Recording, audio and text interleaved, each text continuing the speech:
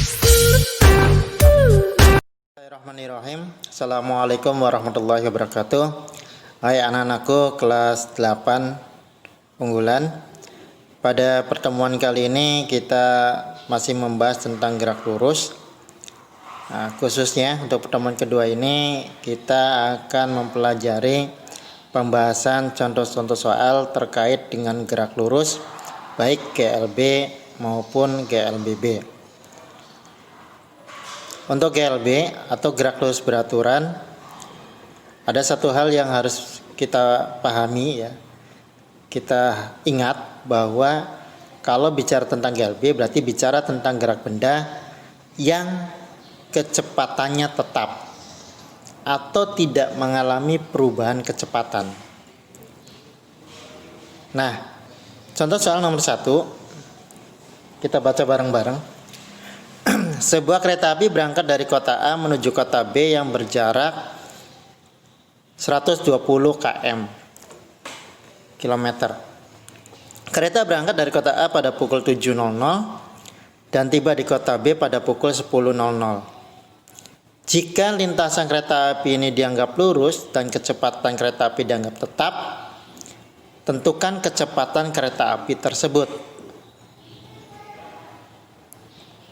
Nah, dilihat pembahasannya di sini.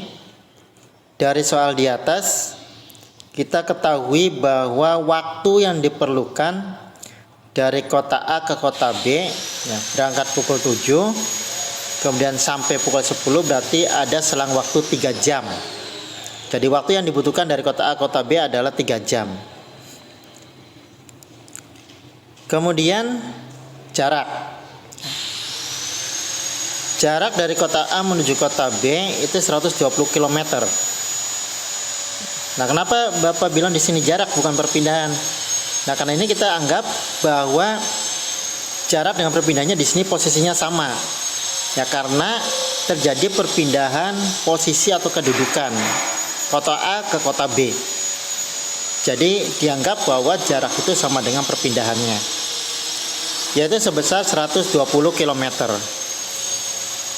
Nah, pembahasannya ya, kita tahu rumus tentang gerak lurus beraturan terkait dengan kecepatan bahwa V sama dengan delta S ya, per T. Nah, delta S ini menunjukkan perpindahan atau perubahan kedudukannya ya. Jika kita masukkan nilai-nilai tersebut, V sama dengan 120 km dibagi T-nya 3 jam. Nah, selang waktunya 3 jam. Dari hasil pembagian kita peroleh bahwa kecepatannya V-nya sama dengan 120 dibagi 3, berarti 40 km per jam. Ini masih satuannya adalah kilometer per jam.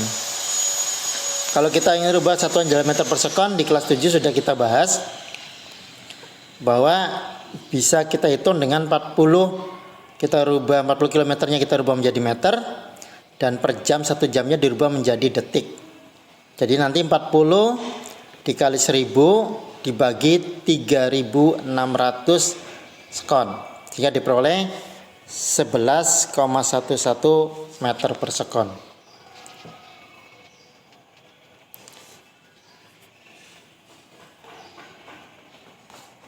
Ya, kita lanjut pada soal kedua. Ini contoh soal kedua, pemahaman tentang grafik ya. Yang kedua ini, sebuah benda bergerak dari kota A ke kota B selama 2 jam seperti tampak pada grafik berikut. Jadi ini grafik ini menggambarkan gerak benda ketika bergerak dari kota A ke kota B selama 2 jam. Yang ditanyakan adalah berapakah perpindahan yang dialami benda tersebut. Nah, kita lihat grafiknya ya. Nah, grafiknya ini menunjukkan bahwa arah ke atas itu adalah kecepatan dan arah ke kanan itu adalah waktu. Jadi bisa kita lihat bahwa dari grafik ini benda bergerak setiap selang waktu atau selama selang waktu itu selalu tetap, sehingga di sini mendatar. Ya. Berapa kecepatannya? Tetap, yaitu 20 meter per sekon. Sehingga grafik ini menggambarkan bahwa benda bergerak dengan kecepatan tetap atau gerak lurus beraturan. Ya. Oke, jadi di sini diketahui bahwa benda bergerak dengan kecepatan sebesar 20 meter per sekon dan selang waktunya yang dibutuhkan adalah 2 jam. Nah, berapa perpindahannya? Oke. Nah, dari rumus dasar hubungan antara kecepatan perpindahan dan waktu, kita tahu bahwa V itu sama dengan delta S per T. Ya, S per T. Ya. Sehingga dari rumus ini bisa kita rubah, ya, T-nya pindah ke ruas kiri, T yang ini, ya, pindah ke sini sehingga menjadi bentuk perkalian, maaf, ya. Sehingga S-nya sama dengan V dikali T. Ya. Atau kita bikin bisa rumus segitiga, ingat-ingat ya. Yang sering Bapak jelaskan. Nah, ini S, ya. Ini kali, ya. Nah, ke atas bagi. Nah, ini gini, ya, nggak salah. Nah, ininya V, ininya T. Jadi kalau ingin mencari S, maka arahnya mendatar, ya, V kali T. Ya, sehingga kita masukkan nilainya. S sama dengan berapa V-nya di sini? V-nya adalah diketahui 20 meter per sekon. Ya. Kemudian waktunya 2 jam. Ya, kita masukkan V-nya 20 dikali 2 jam. Ya. Karena ini masih dalam satuan jam, sedangkan V-nya dalam meter per sekon, maka dirubah, ya. Jamnya menjadi detik per sekon, sehingga 2 dikali 3600, ya.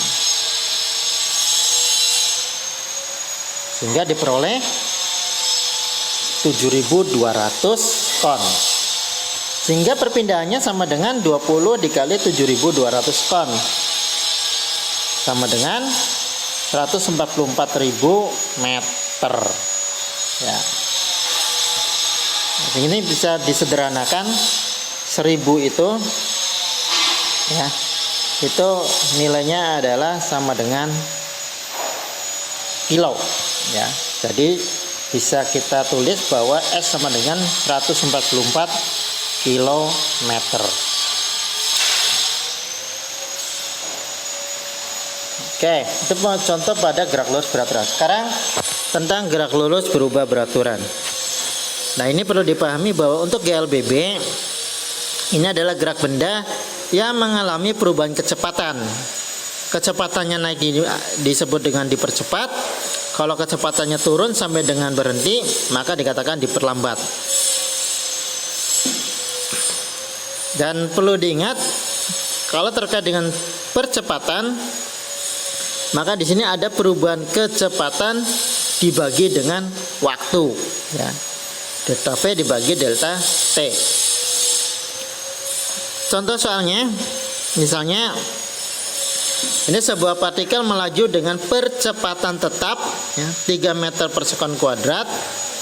Ya, setelah 5 sekon, partikel tersebut bergerak dengan kecepatan awal 35 meter per sekon. Berapakah kecepatan akhir partikel tersebut?